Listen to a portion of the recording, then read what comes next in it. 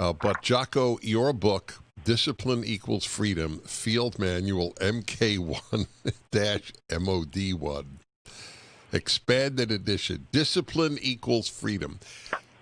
It should be given to every young person in the world. It should be translated into Tagalog. Well, thank you, Dennis. I appreciate it, and I'm glad you like it. And in fact, one of the videos that I did make for PragerU was about this very thought of discipline equals freedom. And the more discipline you have in your life, the more freedom you're going to end up with. And I think we see that play out all the time. And I'm glad to get the word out to some people with this book. You certainly should, because it's a service to humanity.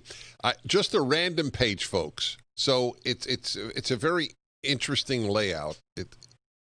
They're black pages and white print, and in big letters across 2 pages. Do what makes you happy. I hear people say this, and I get it. In life, do what makes you happy. And then you go on. The problem comes when people decide to let that ethos drive their daily life. When people try to do what makes them happy every day. This is wrong. Do not do it. Lying in bed for another 37 minutes makes you happy. Eating a donut will make you happy. Watching another episode of some random television show will make you happy. Scrolling through a social media page will make you happy. Buying some shiny new product will make you happy. These actions all result in short-term happiness. The problem is they also result in long-term misery.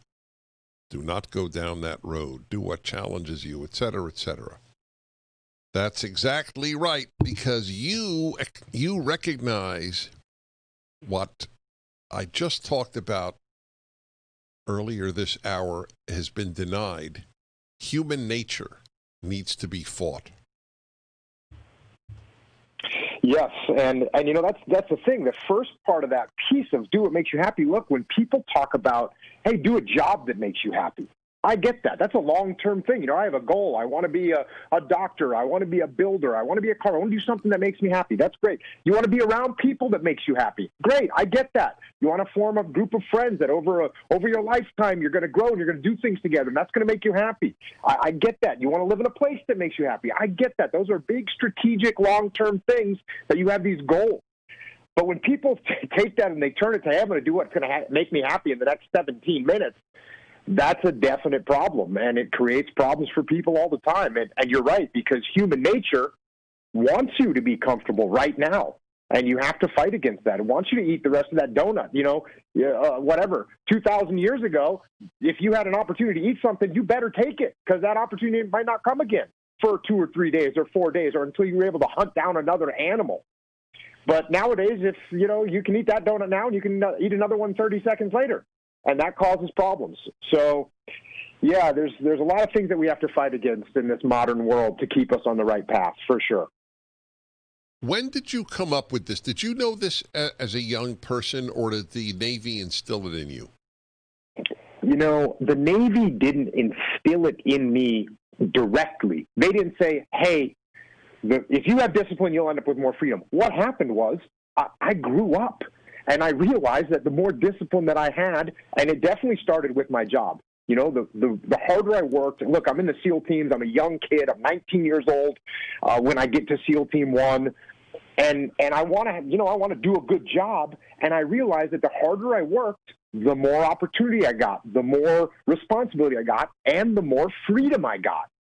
And so the harder I work, the more discipline I have at work, the more freedom I had. Well, then I started applying that to my life in the civilian world and the way I ran my finances and the way I ran my health. And then I started realizing it doesn't only just apply to people as individuals. It applies to whole organizations.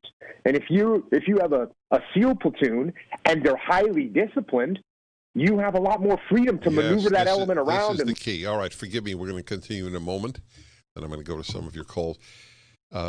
Jocko Willink's book, it's up at DennisPrager.com. Discipline Equals Freedom.